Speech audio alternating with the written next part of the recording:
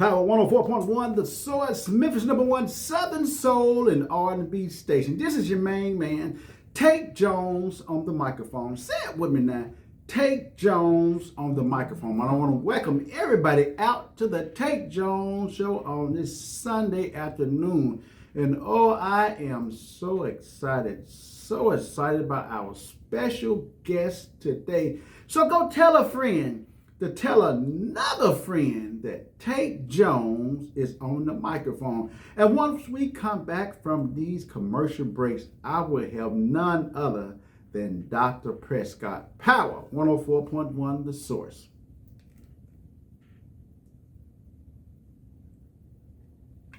Power 104.1, The Source, Memphis #1 Southern Soul and R&B station. This is your main man, Tate Jones on the microphone. Say it with me now, Memphis. Tate Jones on the microphone, ladies and gentlemen. Without any further ado, would y'all please give a power audience clap for Dr. Prescott. How you doing today, Dr. Prescott? I'm doing great. How are you doing? I'm supercalifragilisticexpialidocious. That's how I'm feeling today. I am so excited to have you in the Power Studios. I've been talking about this for a while, and I thought about it. I said, you know what? This is Black Music Month, and we're celebrating 2 years live on the air, and we also celebrate the music heritage that African Americans has contributed to America all these many years. And I say this would be perfect for you to be on the show today. I'm so happy that you invited me to Oh, be yeah. on the show today. Now, I'm going to go ahead and start this show out and let everybody know, if you in the Divine now, you need to be in the building, because we got Omega represented. And we also got... You got to see Madame Moreau. I was waiting on it. I'm like, nah, I know she's going to say it now. She got to say the call. So Divine Nine is in the building today, and I'm just so excited. Now, Dr. Prescott, for the people that might not know who you are, give us a brief synopsis of who Dr. Prescott is. Okay, great. Hi, everybody. Basically, I'm here for the love of music. And to tell you a little bit about myself, I work as one of the execs for Dr. Logan H. Westbrooks. Dr. Logan H. Westbrooks, we have a publishing company, a record label, and also a distribution company. So I work as one of his execs to basically help keep the foundation of music going that he created even before I was born. Yes. And Dr. Prescott, he's from Memphis. I'm talking about Memphis history, Memphis heritage. Now, he was here not too long ago, and he was doing a book signing. Go ahead and tell us a little bit about that. Yes, the book signing is basically to contribute to the city that he loves so much, which is Memphis, Tennessee. He was born, we ain't gonna say his age, but he grew up. Right. But he grew up in Lauderdale Sub. So he wrote the book about the neighborhood that he grew up in. Okay. And although the book is about, the South Memphis area, it still expressed that his love of Memphis and the different people that, that he rubbed hands with, and just basically helped build a foundation from his era to now. That's right.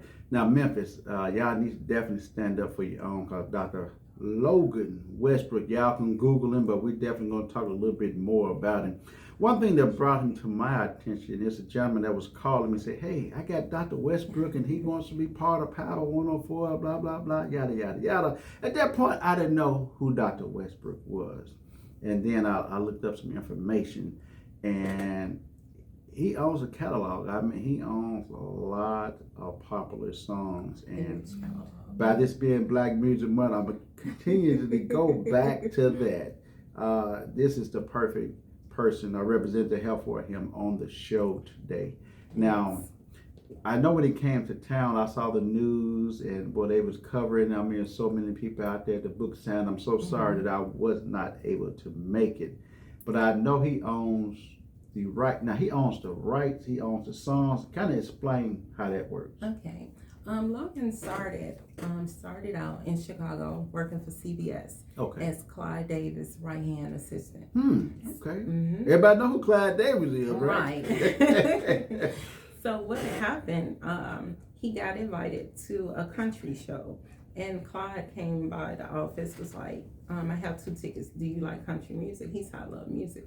He said, but you're an African American man. How you love country music? He said, maybe because your music is a part of our music. Right. And so from there, they went to the show. Him and his wife, and Logan and his wife.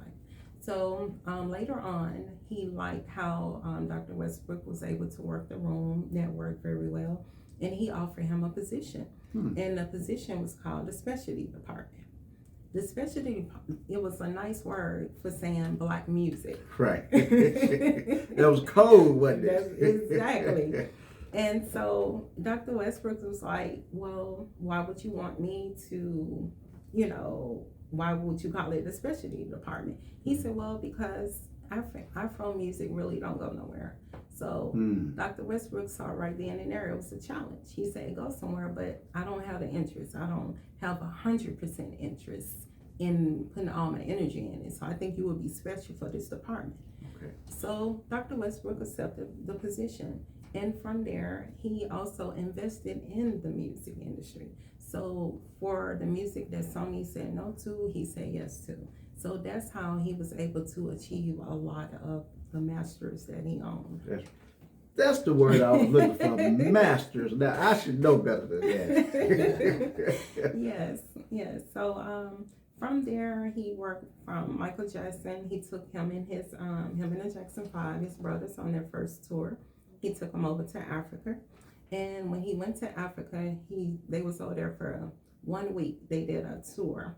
And after that, he stayed behind 2 extra weeks to set up substations to register Afro-Central beats. Really? Throughout the country of Africa. Wow, that is truly amazing. Now, I have to say, I recently watched a documentary about Michael Jackson, and it was called From Motown to Off the Wall. And I remember them going to Philadelphia for the Philadelphia International Records to write that album. Now, I want to say it was Victory. It may not have been Victory, but I can't think which album it was.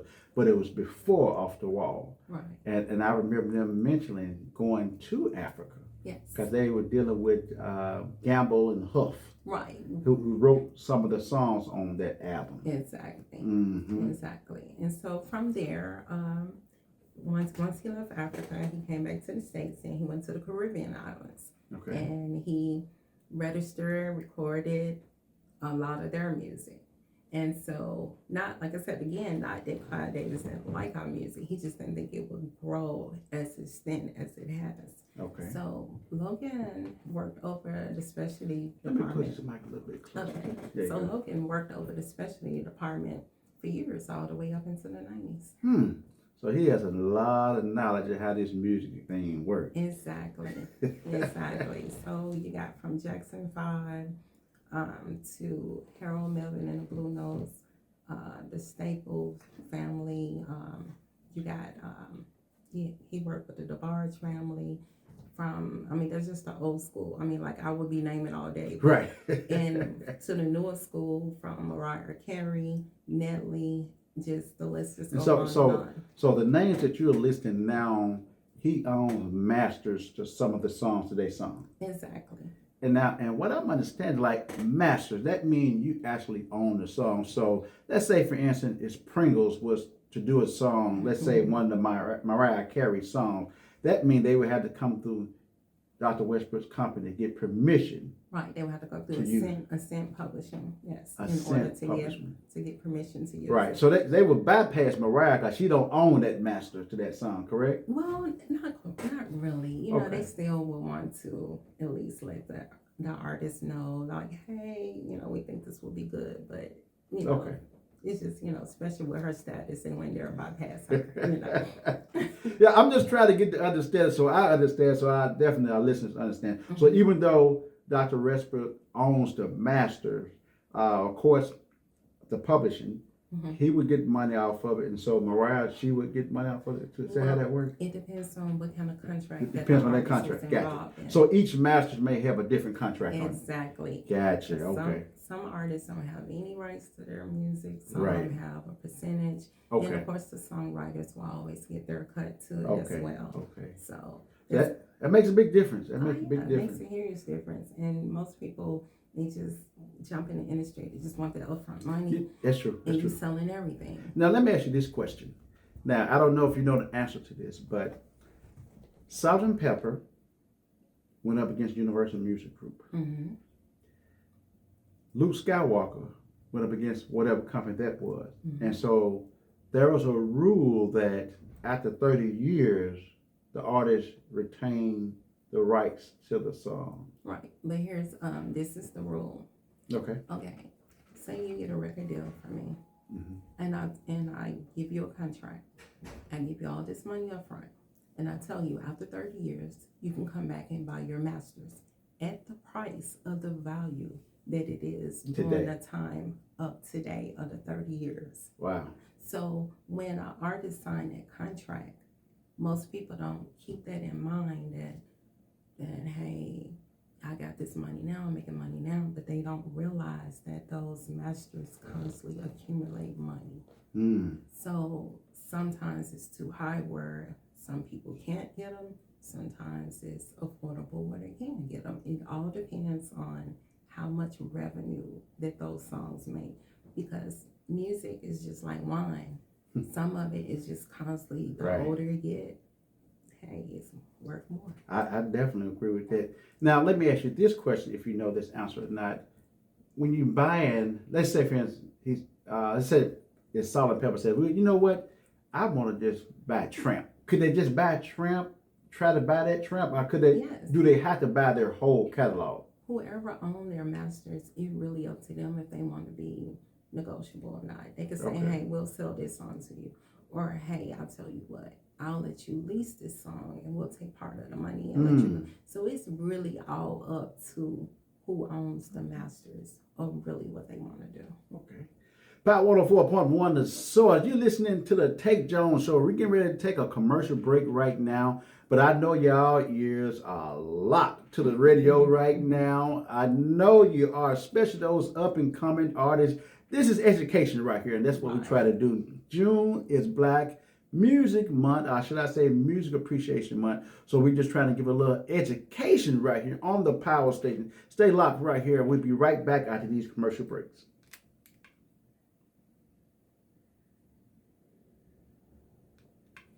By 104.1 The Source, Memphis #1 Southern Soul and R&B station. This is Tate Jones on the microphone, and we're live right here in the Power Studio with Dr. Prescott, and she's the niece of Dr. Logan Westbrooks, a man from Memphis that have made waves his whole career.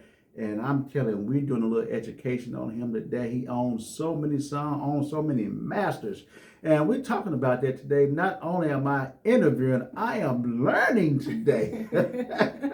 I am learning a lot today, and I'm excited. Any kind of shows like this, I really get excited about because I love increasing my knowledge about the music recording industry as well as the radio industry. And you know it's changing by the day. Oh, yes. It's constantly changing. It's definitely changing. You know, I look at some of the AI software that's out there today, like Suno. I watch a guy and he talks about it every day, how these big companies are buying this company, are buying that company. They tell him the reason why. But the main thing that I see him saying is that almost like Facebook, okay, if somebody make a song on Suno, do they own the rights? Okay, then where did you get the stuff to put in Suno so the AI can generate it? So really now at the point, who is going to control the money?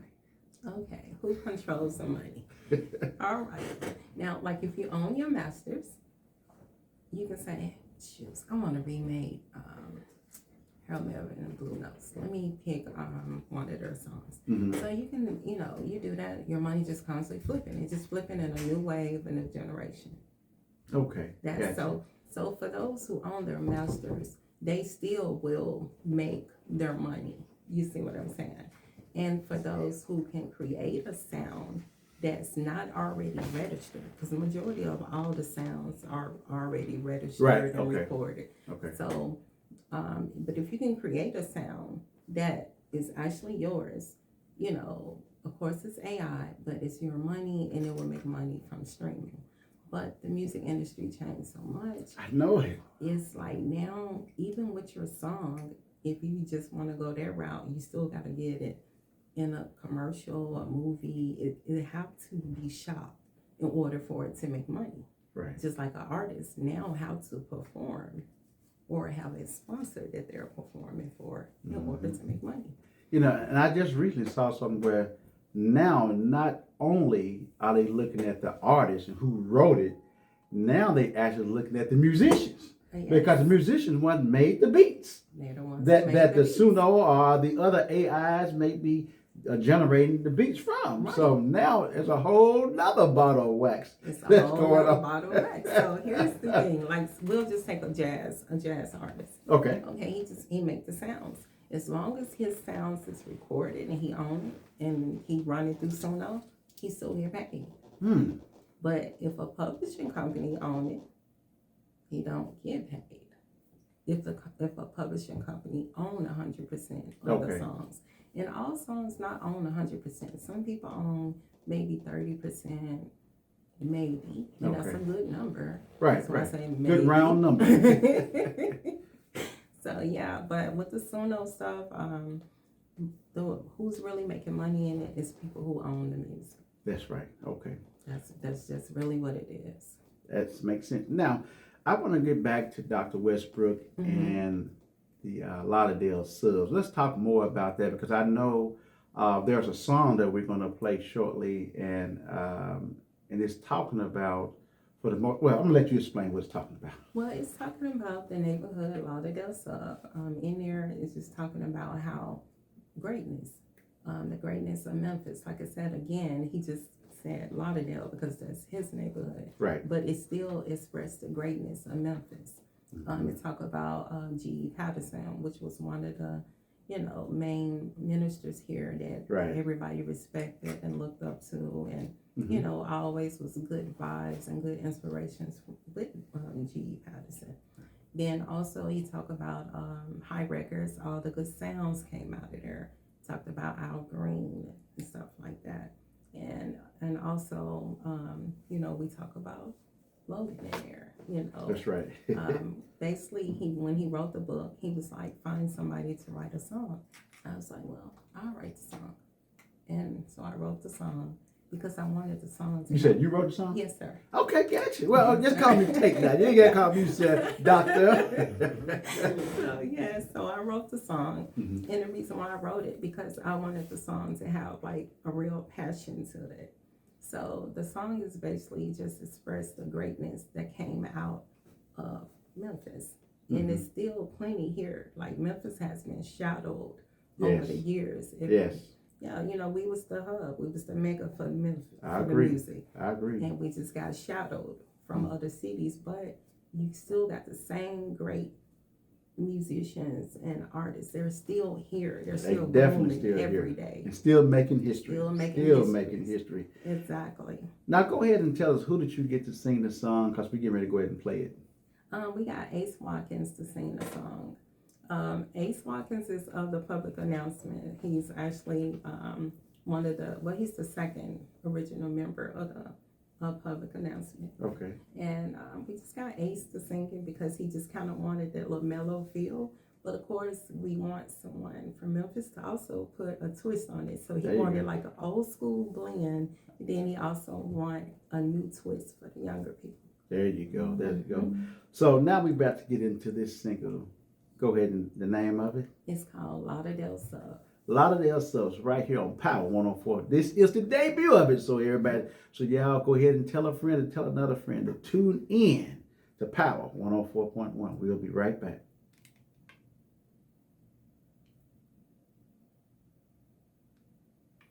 You know what? I want to say we got a good one right there. That is a good one. We're going to have to get that one in regular rotation. Now, that was the debut. Now, we break records over here at Power 104. I mean, we done broke so many records here lately over at the station because We love playing our local artists, and we play our national artists as well, but we love giving the local artists an opportunity to get on these FCC airways. You know, everybody can jump online and get on social media, but these are FCC, are what we call terrestrial radio stations. Original radio. There you go, and we love breaking it. But everybody that's on our app, you know, that everybody that's listening to us on Live 365, they can definitely hear it as well. Now, you did really well putting that song together. Thank you. So you wrote it. Yes, sir. He sung it. Now, did you produce it as well, or was there another producer involved? No, DJ Tony Neal. Tony Neal. Yes, he's I know Tony Neal. Yeah, that's your cousin. That's my cousin. I did not know yes, that. Sir. He is the one who produced it. Man, he did a great job, Tony. Great job. We got to get you over here at the power station soon. Man, that is phenomenal. Now tell us more about the book that Dr. Westbrook wrote. Okay. Other than Lauderdale Soul, he also wrote a book called The Music Industry. And that book basically just talk about how the music industry changed from his era. It also talk about him being the founder of Soul Train. And, you know, Soul Train wasn't just because they wanted a dance show. Soul Train was created so that way they can do a platform, a display for African American music. Well, hold on. We can't bypass that now. Hold on. Hold on. You said he founded it? Yes, sir. Don Cornelius was the host, but Logan is the one who found it. Memphis, did y'all hear that? Memphis, did y'all hear that? Now, I didn't know that. I'm the host of the show. I did not know that. Soul Train was founded by a Memphian. A Memphian, yes. You know, I'm trying to remember back to the biopic. I think it might have been on BET that they made about Soul Train. Mm-hmm. Did they even mention Dr. Westbrook's name on there? I can't remember, but they may have. They may have. I know they mentioned him on several things. But I left with the impression that Don Cornelius was the founder and everything of that movie. He was the host. And he paid those kids with Kentucky Fried Chicken. I remember that from the show, too. Well, see, look, let me tell you. It's all about, it was a platform, you know. Right. It was for models to get in there. You know, that was the way for them to be, you know, explored. And a couple of the dancers on there, they got modeling contracts, dancing gigs over in the UK and stuff like that. And yeah, they did only get paid for lunch. That's amazing, right there. Now, that's one of the things I took from that series. They was young kids, and he paid them with Kentucky Fried Chicken. Yes. Man, Soul Train. Yes, but he also used it, like I said, as a marketing tool. Okay. But each dancer that was on there, they helped market them for, like I said, different avenues, whether it was modeling, dancing, acting. Now, tell the listeners, where can they purchase this book? Now, is that the Anatomy of the Music Industry? Yes, sir. By Dr. Logan H. Westbrooks. Yes. They can actually find his books on Amazon and through several other book outlets. But Amazon, I think that's my go-to. I like their prices just a little bit better. Okay. And there's a second book as well. Yes, sir. That's the second book about the music anatomy with the Harvard report. Okay. He actually wrote the Harvard report about the breakdown of music for all music students in Harvard. And just to show you how the music industry really works. And these books is basically to show an artist, when you go in there, remember you are a person.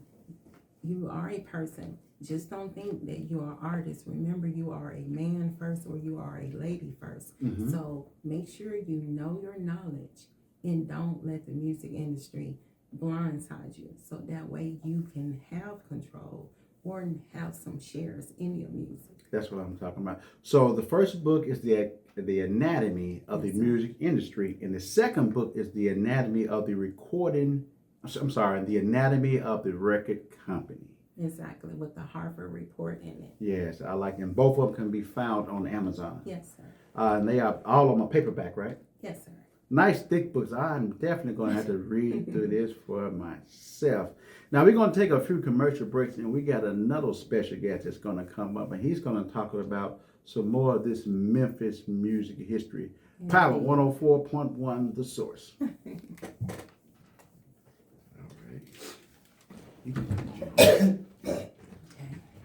Yes. Gold. Oh yeah, I forgot Yeah, about Solid Solid Gold Gold. and Dance Fever. He Dance on those Fever. too. We could talk about that. Okay, here you go. Solid Gold. Yes, Hold on, let's go on. watch that. Let me see that before Y'all they start. No, because before yes, it yeah. records us. We're gonna go famous on Facebook. Yeah, it's the floor. It'll record the sound. Oh, we already.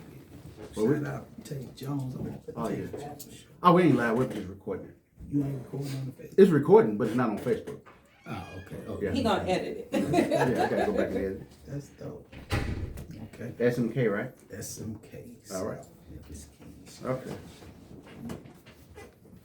Power 104.1, the source, Memphis #1 Southern Soul at R&B stage. This your main man, Tate Jones on the microphone. Say it with me now, Memphis. Tate Jones on the microphone.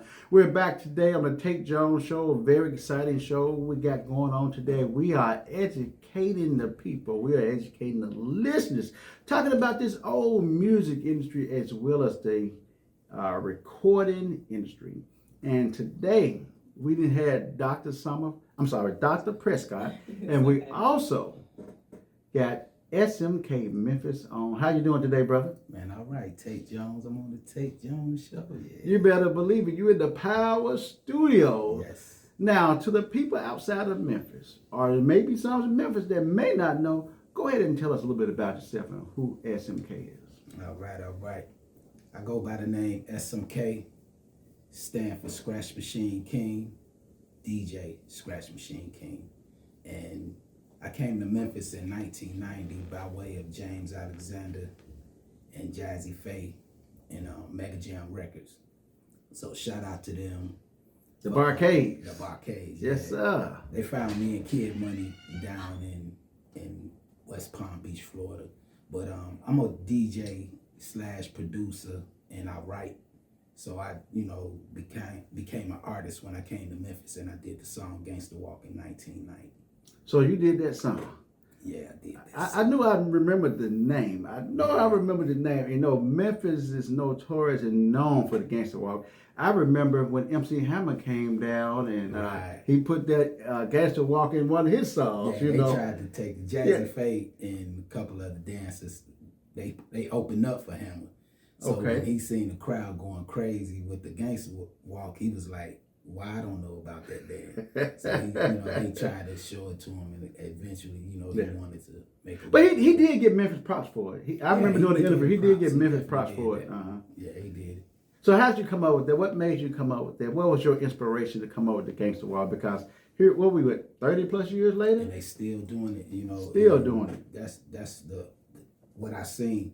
See, I was born and raised in Gary, Indiana. Really, I got folks in Gary. We family. 2300 Jackson Street. We stayed right across the street. Really? From Michael Jackson. So that was behind Delaney Roosevelt Projects. Elementary. I mean Roosevelt High School. Roosevelt. Yeah. I had a lot Delaney of folks Projects right there across the street. there. Oh yeah. And so I was born and raised in Gary, and I moved to Rochester, New York at 14. I can hear that New York accent in there a little bit. So I learned the hip hop real young. At 14, I started DJing and became like the best DJ, trick DJ, and all of that. So as about 4 years going to 17, I started going on tour. Okay. And that's how I wind up in Florida, meet some people, and they brought me to Memphis. James came to Florida and seen me perform, and he was like, "I want to record an album on you and your artist." So when I came to Memphis, I seen the Gangsta Walk, and I was like, "What is they doing fighting?" But it was at Club 380 on Bill Street. Right. I remember that club. So I'm thinking, like when it's a dance, I like to wop doing the butt. It's just a record and the dance there. Then you only do the dance when the record come on. So I asked DJ Squeaky, matter of fact, we was in Memphis for 30 days. We finished the album, and it was time for us to leave that next morning. But that night, I said, I'd never been to Bill Street. Okay. So the limousine driver took me down there. Somehow we pulled in front of 380. And when I went in there, I seen the Gangsta Walk. So I asked Squeaky to play the record. And then DJ Squeaky was like, "It ain't no record." He said, "Hold on, watch this." And he put on Trigger Man. By me being a DJ, we all know Trigger Man, Right. So, he threw the record and they went wild. So I was like, "What is they doing?" He said, "That's the Gangsta Walk." I said, "Well, play the record." And he said, "That's it. It ain't no record." So I stayed in Memphis. I didn't leave. 1990, and I went in the studio and I did the song "Gangsta Walk" and took it back to that club that next weekend, and they went crazy. They went crazy. And that was how I birthed in that. And I wasn't no artist. You know, I just, you know, I know how I write for artists. Okay. So I tried to get on the mic myself and did the song as a DJ type, but they took it as I'm rapping. So I was like, right. Okay, that's cool. And from there, you know, I met A-Ball, MJG, Gangsta Pat, Al Capone, Skinny Pimp. So I opened the door. I started producing records on them. Okay. And the records did, you know, start taking off. And then we started going through Selecto Hit with the distribution. And like y'all was talking about, it's about the publishing. And so that's right. I didn't know nothing about none of that back then, you know, but I know now. That's right. You know, so. Matter of fact, you know, Al Capone as well as Mr. Sam, Memphis own, they the one did my theme song to my show that comes on, and I'm really happy. What I did, you know, Mike Jones. Yeah. I said Mike Jones was my cousin. Remember, back then they didn't want it, but now hot they all over it. So basically they took that song and they jazzed it up, I bluesed it up, and that's what I use when I come on here every day. I like that. Yeah, I like it too, man. When I first had it come out, I said, you know what? I want this song to go triple platinum. And this artist told me, he said, I never heard of a theme song going triple platinum. I said, well, that's the first time of everything. I produced the first record on Al Capone that put him out in a gang called Lyrical Drive-By. I remember that. I remember. So you produced that? I produced that. I remember that growing up down in Jackson, Tennessee. Oh, yeah, that Lyrical Drive-By. Oh, yeah, I remember all that. I did the scratching it and everything, you know. And that was like 1991, 92, we did that jump. Well, I moved to Memphis back in 1993. That's when I started Memphis State, you know. But when I came out in 97, it was all, University of Memphis. Yeah, man. So 93, that's when A-Ball MJG came out hard. Too, right? Really? I produced the song on them called Kick That.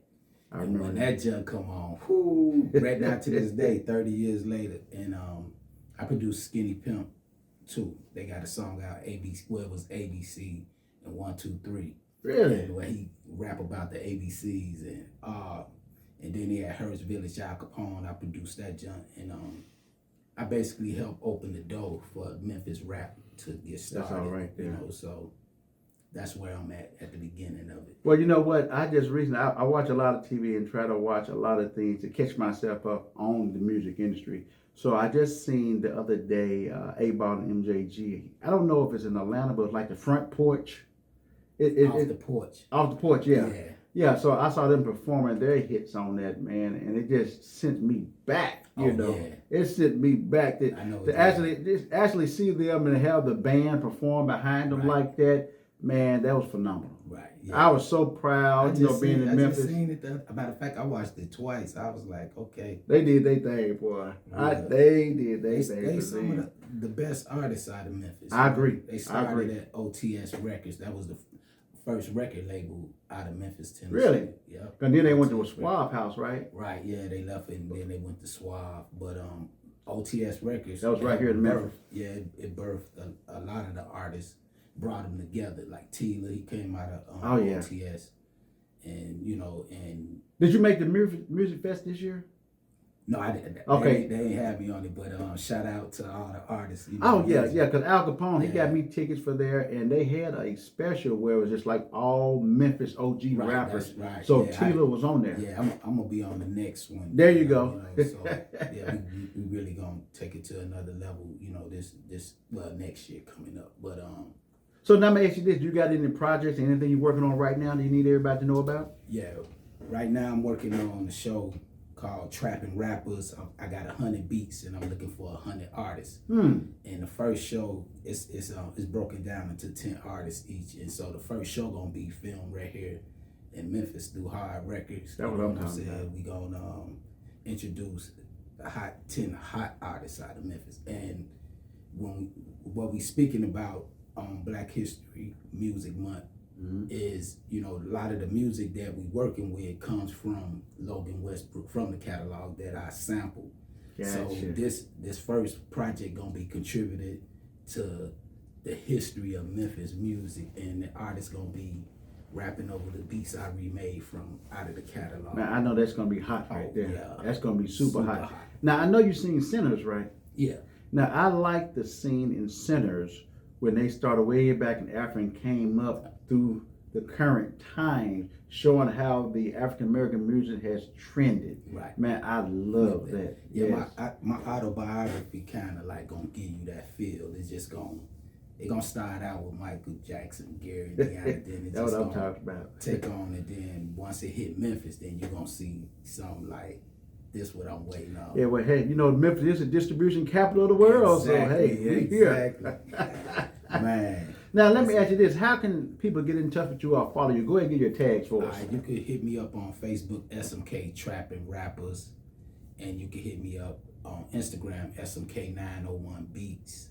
And better yet, you could just Google me, SMK, and you're gonna find a way to get in contact with me. So, SMK Memphis, just Google me, and There you go. You got me. So let me ask you this: what platform do you plan on the show to be on? This show gonna be really, I'm gonna say Netflix. Netflix, okay. Yeah, we going to a whole nother level with it. It's already in progress. You know, we just keeping it like quiet right I now understand. because it's a certain part we want to show Memphis with. You know, real soon they finna see it and they gonna know like, okay, we getting ready to do something with this. That's music. what I'm talking Yeah, about. yeah. 'Cause, you know, Memphis is no stranger to Netflix no. because, you know, Buried by the Bernards, you know, that funeral home on the Orange Mound, you know, that was on Netflix. Yeah, it was, yeah. Netflix got a lot of movies that's you know been shot here in Memphis. Like shout out to Criminal Man. I was just finna bring him up. See, Crim them was around when I first came to Memphis, and you know it was I produced DJ Paul too. I started out, you know, helping him when they was all in high school. Okay. And I was 19. They was, you know, a couple of years younger than me, but they was at their senior years, and that's how we birthed the music of Memphis off. Man, you know what? What do you know about a club named Denim and Diamond? Yeah, I used to go in Denim and Diamonds, and it was real like, you know, but when Memphis is in there, like, you know, the certain songs come on. Listen, it's like, I was a photographer at Denim and Diamond, so I'm part of Memphis history myself. I used to take pictures at the stage in the back. So I done seen so many artists, I done seen so many fights, I done seen so many things go down in the D. I was there the night they closed it. Man, yeah, I hated it. How long was you? I don't know how long I was a picture man there, but I was a picture man there for many years. Oh yeah. Howard Q had the thing going on, the 20-minute workout. Yeah. That was his spot. I mean, it had going on. If you don't know about the D, man, that was a part during Memphis history that never go away because there's so many historic things. I mean, Notorious B.I.G. been there. Mystical, he was there. But hold on, Ashante, she was there. I don't know. Prentice on the Hill, man. Like, I remember that too, but that was a different vibe. Different vibe. That was more older right, school. Right, but that, you know, I was in school. That's why I was saying it's like you could act like you want to be on something good, you know, like some classy, or you can act like, yeah, we finna, you know, we could come in that hood. Like, it all go together, but that's Denim and Diamond. Well, we appreciate you stopping by the Power Studio. We're getting ready to take another commercial break, and we'll be back with our last segment. All right. That's it. Appreciate that, man. Old club, no name. No name. You ain't from God, Memphis. I used You to ain't from sneak Memphis, in you the don't know club, no nothing name. about club, no name. That was before my time, but I remember hearing about it. Club, no Nah, they name. wasn't in town, they- Doing the dance to Expo. What was it said? Razor J. Yeah, Razor Was J. it ugly woman in the parking lot or something like that? Yeah, all the beautiful women in the building, all the ugly ones in the parking lot. That's it. Rated J. All right, here we go. Power 104.1, the Source, Memphis #1 Southern Soul and R&B station. We still in the Power Studios right now. We got Dr. Prescott back in the building, and we're going to talk a little bit more about the significant things that Dr. Logan H. Westbrook has been a part of. Some things that we may have left out on the first couple segments. Now I heard something about Dance Fever and Solid Gold. Yeah, he also played a part of that as well. Dance Fever. I remember Dance Fever. I think the guy name was Danny Terrio. He Yes. was the dance out of host. Yeah. Yes, yes, because music is like really his passion. Okay. Music, filming, because he also and producing books. So our publishing company, we do music, we produce books, we do filming. Jason Lyrics was one of their first filming. Oh wow. Yeah, so stuff like that. So, I keep hearing these big old names and known shows, known songs, and the common denominator is Dr. Westbrook, it's Dr. Oz. a Memphian. Yes, a true Memphian and a true blue Memphian. Like he Man. loved it here. And you know, when he was working for CBS, of course he reached back to all the labels that was here in the city. Mm. So of course he gonna make Memphis the Mecca. So that's better why believe it. during that time when he was, you know, working there, of course he reached back to Stax, High Records, Roar Studios, you know, Fat Possum. He reached back to his city Mhm. because he wanted Memphis, where he come from, to have that outlet. Man, so I bet we could play, well, I know it probably more than an hour, but I bet we could play an hour of nothing but Dr. Westbrook songs that he owns the masters to. Exactly. It probably would blow people's mind. Literally, it would. It would blow their mind. Literally, it really would. So let me ask you this, outside of the books, Mhm. we know you got the publishing. What is coming up next for you guys? Well, we have a record label, actually two. One is called Hearts Records. The other one is called Silky Records. And we also still have the publishing company, which is Ascent Publishing, Amora Publishing, Shapes of Music Publishing, Cotton Silk Publishing. And we also have the distribution. Okay. And our distribution is with one of the mega companies that's like really the mecca of all distribution, and it's called Demon. Demon, okay. Yes. Okay. So with the two record labels, I'm assuming, is it two labels because of two different genres of music, or talk to me about that? Exactly. Hearts is just for all the hearts. Silky is for the smooth, older generation, you know, just more of a laid back type label. Okay. Yes. So SMK said he's doing some things and he's going to remake some of the songs. So is he on one of those levels, or is that different? SMK is so great. He's on both. Okay. Like, literally, he's on both. We can't even just say we want him on this one, because he'll come back and hit you with a sound, be like, no, we want you on this one. So yeah, so he's on both. Okay, so he also mentioned something about Netflix, and do you guys got any projects going on with that? Yes, we do. We're about to go ahead and do a documentary about Lauderdale Sub. And in it, it's going to be from Lauderdale Sub to Sub to Sub.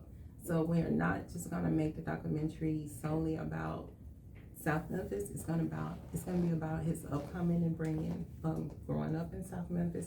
And it also going to touch every other neighborhood in South Memphis. Oh wow, that's gonna be phenomenal. I mean, right in there. Memphis. In Memphis, other than okay. South Memphis, Oh yes. yeah, I mean, we got a lot. Now, I'm originally from Jackson, Tennessee, Mhm. and the thing that I know is that when I came to Memphis and I met different people from the different areas, everybody's definitely proud of their area. Yes. You know, as I said, when I was taking pictures at Denim and Diamond, I remember I had a backdrop, and the backdrop, I'm pretty sure people listening to my voice that used to go to Denim and Diamond remember this backdrop.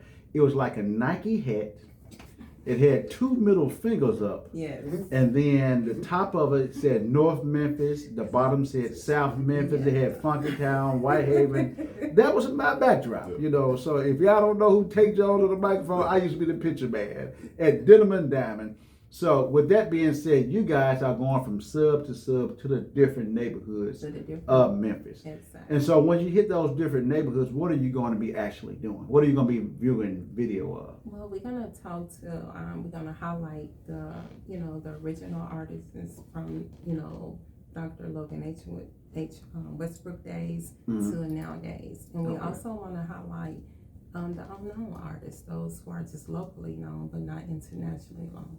So basically any type of music. It don't have to be rap, it don't have to be smooth. Right. Just Memphis music, basically. Memphis music. Memphis, Memphis, Memphis, Memphis. Y'all stand up. Exactly. That's what we want. We want the passion of Memphis. So now we have got a lot of people attention. I know everybody's locked into the app. Now, if y'all don't have the app, y'all make sure y'all go to the app. Go to your Android store, go to your Apple store, and look for the Power 104 app. Or you can tell Alexa, play Power 104, and she's going to do it for you.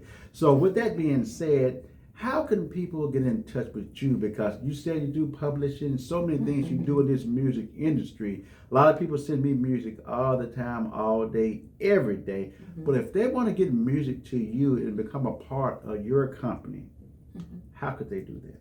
They can look up Shakes of Music Publishing, LLC@gmail.com. They can look up Cotton Silk Music, and they also can just look my name up as well. Tell me your name again. It is Dr. Eureka in Prescott. Dr. Reed. Eureka. I'm getting tongue twisted over here. I'm It's getting okay. choked up. Now, I want to make sure that we covered everything we need to before we end the interview. Is there anything that we need to cover that we may have missed? Because we can always bring you back. Well, we're definitely going to bring you back. But I told you, I definitely want to bring you here this month because this is Black Music Month. Right. This is a Black-owned company that you guys are representing. So we want everybody to know about it. See, that's the thing. We got to let everybody know what we do. Exactly, and he's native of Memphis. That's right. Now, he lives where now? He lives in Los Angeles, and he also lives in Memphis as well. Okay.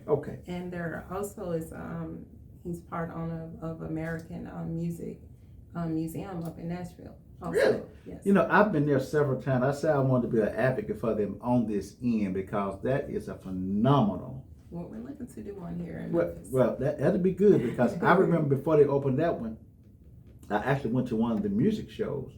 I think Ricky Smiley was the host, and we are the home of the Ricky Smiley Morning Show here in Memphis. And LaToya Luckett was the host of that show. That's true. And so I remember they were raising funds for the museum to open up. But I've been there maybe 3 times, and it's phenomenal. Yes, it is. It's really phenomenal. Yes. So we're looking to do one here in Memphis for music as well. Excuse me, I don't know what's going on. I've got choked up All in this here. knowledge, you're trying to soak it. That's what it is. It's so much knowledge that we have absorbed this hour. Oh, I am so excited. Well, ladies and gentlemen. Oh, and I did forget we got Enchantress distribution. I forgot about that. Enchantress. Yes, distribution. Woo. Yes, Enchantress. Enchantress. We got all the magic for you. Oh, my. Oh, so much. We definitely have to bring you back and get you out Got here. you. But we got a gist of what's going on. Y'all make sure y'all go to Amazon and look for Dr. Westbrooks' book. That's the anatomy of the music industry and then also the anatomy of the record company. Y'all go support him on that Memphis own. And Lauderdale Sub, the book Lauderdale Sub. And the book Lauderdale Sub. That's also on there, right? Yes, sir. Okay. Before we get off this studio, I'm Tate Jones on the microphone. Dr. Prescott, can I get you to say that with me? Tate Jones on the microphone. 104.1 The Source, Memphis #1 Southern Soul and R&B station. We really appreciate y'all checking in to the Tate Jones Show. Now, y'all make sure y'all go to our website and you'll be able to check out this whole recording, this whole interview on our YouTube page. Until next Sunday or tomorrow from 4 to 6, I'll see you.